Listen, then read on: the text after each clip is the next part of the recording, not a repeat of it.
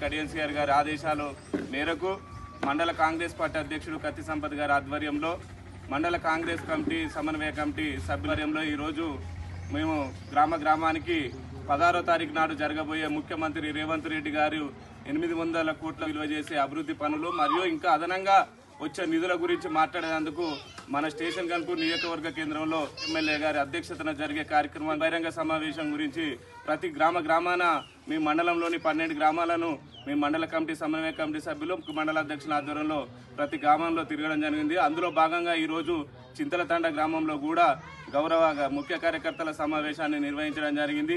ఈ కార్యక్రమంలో పాల్గొని మన నియోజకవర్గంలో ఉన్నటువంటి అభివృద్ధి పనుల గురించి మనం ఏమైనా సమస్యలు ఉంటే కూడా మేము స్వచ్ఛందంగా వచ్చి కూడా ఏమైనా ఉంటే ఎమ్మెల్యే గారి దృష్టికి తీసుకుపోవడానికి కూడా సమస్యలు వాళ్ళనే ప్రజల దగ్గరకు వచ్చి కూడా మేము సమస్యలను సేకరించి ఎమ్మెల్యే గారి దృష్టికి తీసుకుపోయి దాన్ని పరిష్కరించే మార్గంగా కూడా మేము చేయడం జరుగుతుంది. అది కూడా ఎమ్మెల్యే గారు స్వయంగా చెప్పండి ఏమైనా ఊర్లలో సమస్యలు ఉంటే కూడా తెలుసుకోవాలని మండల కమిటీ సభ్యులకు తెలియజేయడం జరిగింది.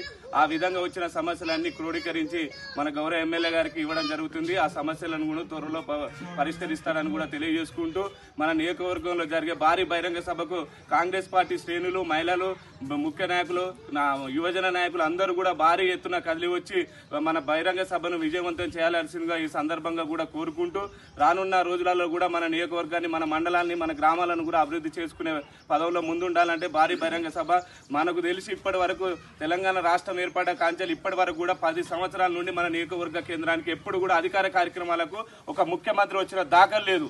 ఈ రోజు గౌరవ ఎమ్మెల్యే కడియన్సీఆర్ గారే మన రేవంత్ రెడ్డి గారిని మన అభివృద్ధి కోసమే స్వచ్ఛందంగా ఆయన తీసుకొచ్చి మనకు నియోజకవర్గంలో ఏ సమస్యలు ఉన్నా సాల్వ్ చేయడానికి తీసుకొస్తాను. కాబట్టి ఈ మంచి అవకాశాన్ని మనం అందరూ వినియోగించుకొని మన అభివృద్ధిలో ముందుండాలని కూడా కోరుకుంటూ మేము ఎక్కడికి పోయినా గ్రామానికి పోయినా కూడా మాకే వాళ్ళు ప్రజలు చెప్తారు, అబ్బా ముఖ్యమంత్రి వస్తాడు, మన ఎమ్మెల్యే గారు తీసుకొస్తాడు కాబట్టి మేము ఖచ్చితంగా వస్తామని మహిళలు కూడా కార్యకర్తలు స్వచ్ఛందంగా మేము వస్తామని ముందుకు వస్తున్నారు.